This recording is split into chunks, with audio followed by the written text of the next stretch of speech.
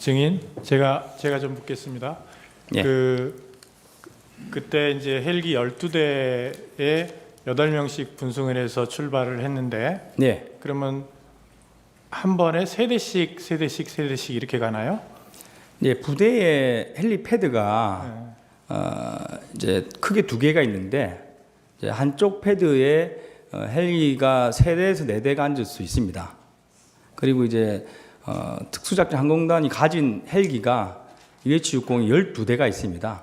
네, 알겠습니다. 제가 네. 그걸 묻자고 하는 게 아니고, 네. 이제 우선 1차적으로 증인을 포함한 헬기 3대가 먼저 도착을 했잖아요. 그렇습니다. 그래서 거기 24명이 내려서 저까지 25명. 5명이 예. 내려서 본관 건물로 걸어서 이동을 했고, 네. 그러면 나머지 이제 후속으로 도착하는 헬기에서 내리는 네. 병력들은 네. 그 국회 의사당 본관 쪽으로 오라고 했습니까? 아닙니다. 처음에는 말씀드린 대로 22, 43분에 팀앱으로 제가 임무를 줬고, 네. 한 개 지역대, 3지역대는 의원회관을 봉사하는 임무를 줬고, 나머지 3개 지역대, 1, 7, 9 지역대 73명으로 제가 본회장을 봉사하려고 계획을 했습니다. 근데 와보니까 너무 크고 정문에 사람이 너무 많으셔가지고 전원 다 정문을 오라고 정정해서 지시했습니다.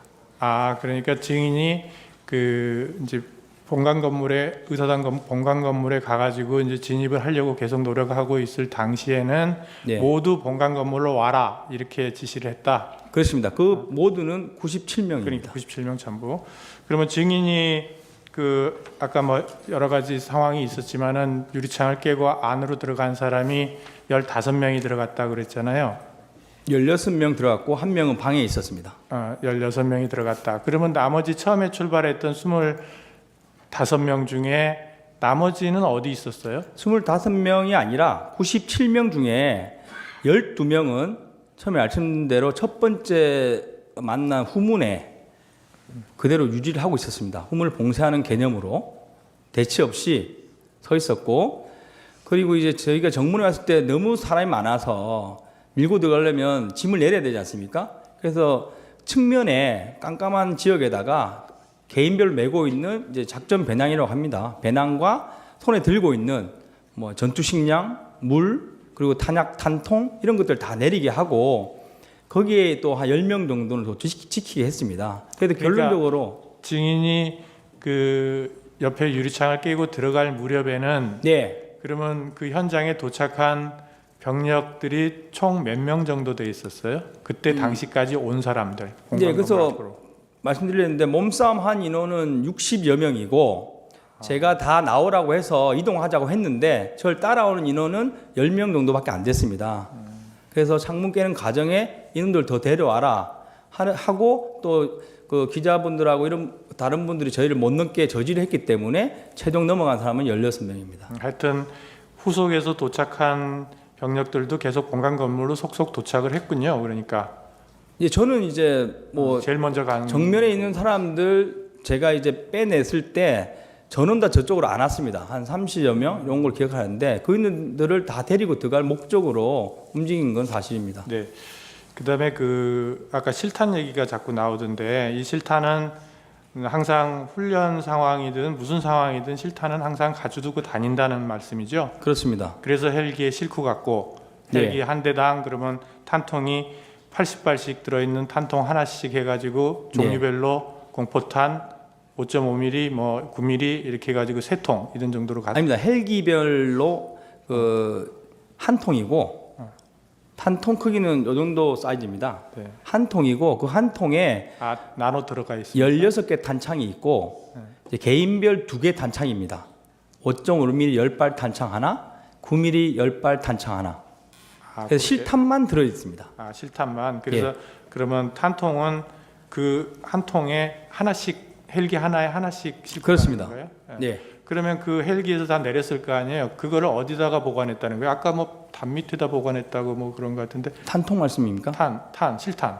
예, 실탄은 말씀드린 대로 정문에 왔을 때 사람이 많아서 그 측면 어두운 공간 쪽에 그 가방하고 탄하고 들고 왔던 식량, 물 이런 짐들을 다 내리고 순수 개인이 휴대하는 복장과 총만 들고 이제 정문을 확보하려고 이동합니다. 그러면은 국회의사당의 본관 의사당에 처음에 진입을 할 때까지도 실탄을 개인적으로 나누지는 않았지만 탄통은 들고 갔다는 얘기네요, 그죠? 그렇습니다. 그리고 만약에 확보가 됐다 그러면 실탄을 안으로도 가지고 들어갔을 거라는 취지예요? 하긴 뭐 그걸 가져갔으니 그거는 뭐 상황에 따라 다를 것 같습니다.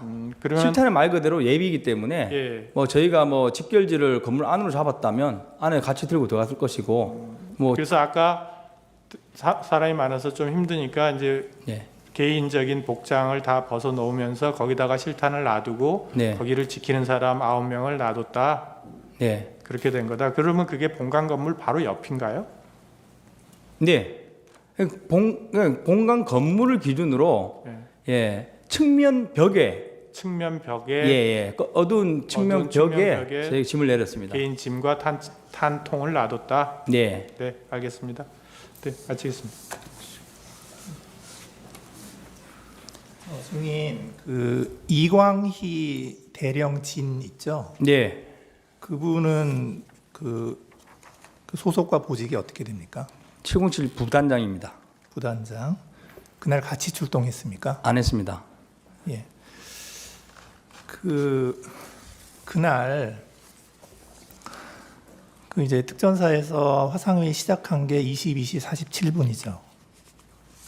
화상회의. 그러니까 화상이 이제 저는 화상의 시간을 모릅니다. 네. 계엄이 선포되고 네. 계엄이 선포되고 나서 이제 그 사령관이 네. 이제 지휘관들 이렇게 다 해서 네. 이제 이게 어떻게 하라 하고 이제 임무를 줬잖아요. 그래서 사령관께서 특전사 화상회를 했다고는 알고 있는데 네. 707은 거기에 포함되어 있지 않습니다. 아, 화상회에 참석 안 했고 그렇습니다.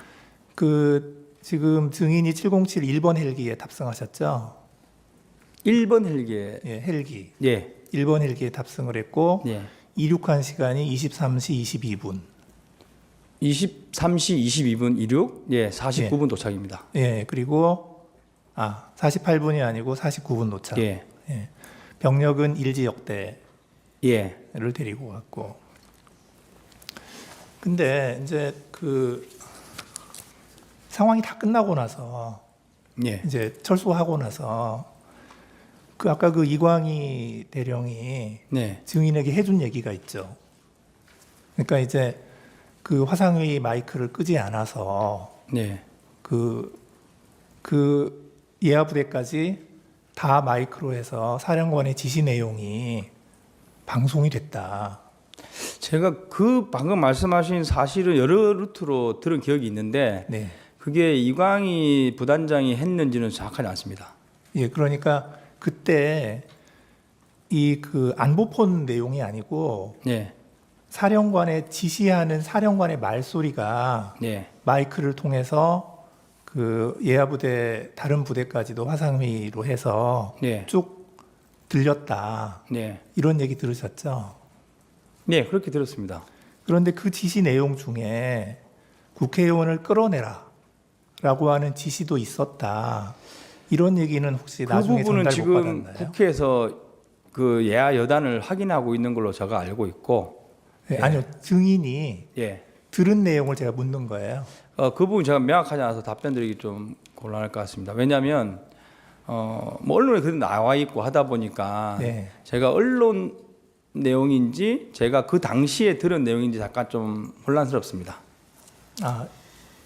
그러니까 그 끌어내라는 지시가 그 마이크로 해서 화상회의로 전파가 됐다. 그런 내용이 예, 근데 언론에 보도돼서 지금 언론에 증인이- 나오고 있지 않습니까? 네, 증인이 인식하는 그래서 건지. 그 당시에 제가 누군가로 뭐 들었겠지만 여러 루트로 예. 이런 일이 있었다는 식으로 들었겠지만 그 당시 워딩은 정확하게 생각나지 않습니다. 네, 그러니까 지금 이런 내용이 있는 거예요. 이제 증인이 이제 그 검찰에서 진술한 내용, 이제 오늘 아까 증인이 진술한 대로 되어 있다라고 한 그 조서 내용을 보면 그 이광희 부단장 등 이제 그 부대원들이 그러니까 현장으로 출동하지 않고 영내에서 대기하고 있던 부대원들이 이제 그 다른 여단의 부대원들한테 들었는데 그때 사령관이 그 화상회의 마이크 켜놓은 상태에서 막 지시를 막 했는데 그 중에 국회의원을 끌어내라라고 하는 싸고 사령관이 지시하는 내용도 다른 여단의 부대원들이 들었다. 네. 이제 그런 얘기를 증인이 들었다라고 검찰에서 얘기를 하셨더라고요. 제가 그 진술했으면 그 당시 기억이 맞습니다. 네, 그래서 제가 묻는 네. 겁니다. 그다음에 한 가지 또 묻고 싶은 건 뭐냐면 그 안보폰 네. 안보폰 통화 내역을 보면 12월 4일 00시 30분에 대통령하고 그 곽종근 사령관하고 통화한 게 있어요. 그 내용 제가 모르시죠? 시간을 모릅니다. 네, 시간 모르시고 그리고 나서 5분 후에 국방부 장관이 또 안보폰을 통해서 곽종근 사령관하고 또 통화를 합니다. 예. 이제 그리고 나서 이제 그 곽종근 사령관이 이제 뭐 이런저런 지시를 한 것 같아요. 예, 저한테 36분에 전했습니다. 예, 예. 그래서 그거를 보면 이제 오늘 쭉 얘기를 하는데 증인은 곽종근 사령관이 상부의 지시를 받았을 것이다 이렇게 증인이 생각하고 계신 거잖아요, 그죠? 그렇습니다. 근데 그 상부라는 게 대통령인지 국방부 장관인지 5분 간격으로 통화를 했으니까 그거 알 수 없는 거죠. 네, 알 수 없고 증인은 모르고. 저는 장관 아니면 겸사령관 정도 되겠구나 이렇게 추측만 했습니다. 네, 그런데 이제 국방부 장관하고 통화하기 5분 전에 대통령하고도 통화를 했단 말이에요. 그 통화 내역이 저는 있어서. 뭐 그 당시에 몰랐습니다. 네, 모르셨고. 예, 이상입니다. 예.